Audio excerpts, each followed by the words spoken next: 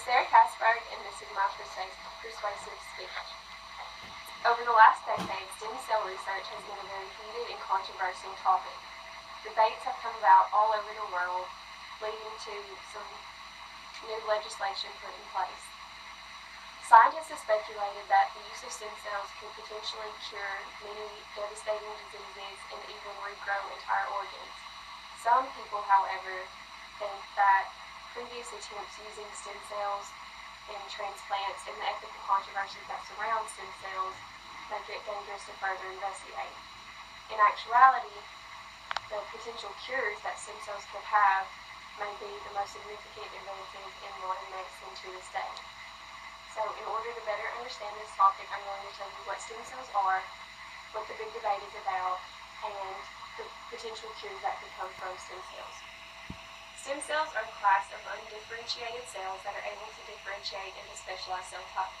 According to Peter Costa in the July 2013 issue of Medical News Today, stem cells are found in two main sources: adult tissue and embryos in the blastocyst phase of development. Adult stem cells exist throughout the body after embryonic development and are found inside of different types of tissues. These tissues are the brain, bone marrow, blood vessels, the skin, fat, muscle, and even the liver. They remain in a non-dividing state until activated by tissue injury or disease. Adult stem cells can divide or self-renew indefinitely, enabling them to generate a range of cell types from the originating tissue or even the whole organ itself. It's thought that adult stem cells are limited in their ability to differentiate from their tissue of origin, but there is some evidence that shows that they can become specialized cell types as well. Embryonic stem cells, on the other hand, are derived from a 4 or 5-day-old embryo in the blastocyst phase of development. The embryos usually come from in vitro fertilization, where they're created in a test tube, and ones that aren't implanted into a woman are used for the research. The blastocyst consists of an inner cell mass and an outer cell mass. The outer cell mass is what becomes the placenta later on in development, and the inner cell mass is what becomes the adult structures once it's developed. Eventually, these undifferentiated cells can become stimulated to create any type of specialized cell in the body. The controversy of stem cell use centers around the moral implications of destroying human embryos. When scientists first learned how to extract stem cells from human embryos in 1998, controversy ensued.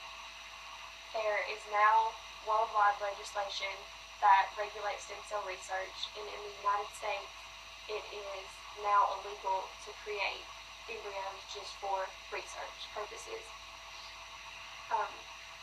In 2001, President Bush put forth legislation that limited funding for embryonic stem cell research, but this has since been overturned by President Obama in 2009. This has since spurred the debate once again of when life begins. And if you believe that life begins at conception like I do, then embryonic stem cell research is like taking one life to cure another. These embryos have the potential to fully develop into a human, but once their stem cells are removed, the embryo ceases to develop and dies, and is just tossed into the trash. But there's an easy solution to this.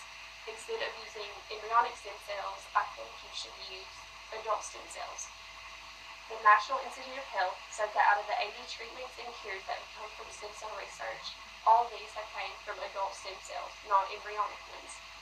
Experiments with embryonic stem cells have actually led to many serious side effects, and patients have sprouted tumors all over their body when experimenting with these. And although adult stem cells are more difficult to obtain and not as numerous as embryonic stem cells, they're more easily controlled, so the risk for side effects is greatly reduced, and the body's immune system isn't likely to reject it like they are embryonic ones. Adult stem cells hold the promise of treatment and cure for more than 80 diseases and conditions that affect millions of people. Adult stem cells create replacement cells for those that are lost because of injury, disease, or the normal wear and tear of aging. The Americans for Cure Foundation says that scientists are working on a wide range of stem cell-based therapy. They've created tissue pouches for burn victims that don't leave the really bad scarring like previous grafts did. They've grown islet cells that produce insulin to treat diabetes, and brain cells, healthy brain cells that ease the symptoms of Parkinson's disease. They have genetically changed cells and then use them to treat wounds and other skin disorders in disease areas of the body. They have found treatments and cures for Alzheimer's, cancers, multiple sclerosis, Lou Gehrig's disease, spinal cord injuries, blindness, sickle cell anemia, and even HIV and AIDS. There are stories of people that have severe spinal cord injuries that now are able to walk again because of the use of adult stem cells. And people that were once blind can now see again as well because of adult stem cells. Scientists have even made what they call a skin gun that takes adult stem cells and literally sprays them on to a patient's burns, and in an hour and a half it looks like they've never been burned. And this is all came from adult stem cell research, not embryonic stem cells. Embryonic stem cells have yet to cure anything. So, I urge you to write to your state representatives in support of funding adult stem cell research. These are the cells providing the cures and treatments for diseases that may one day affect you or your family. And in this case, unlike embryonic stem cells, it doesn't cost a lot to save a life. Thank you.